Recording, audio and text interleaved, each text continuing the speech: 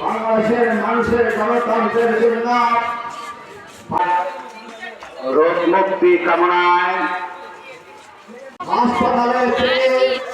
বাংলাদেশের এখানে উপস্থিত হয়েছে আপনার সবাই আপসের নেত্রী বেগম খালেদা জাতীয়তাবাদী কৃষক দল কুতুবপুর ইউনিয়ন শাখার বিপ্লবী সিনিয়র যুগ্ম আহ্বায়ক পুর ইউনিয়ন কৃষক দলের বিপ্লবী আহ্বায়ক জনাব শামীম মঞ্চে তাকে দেওয়ার জন্য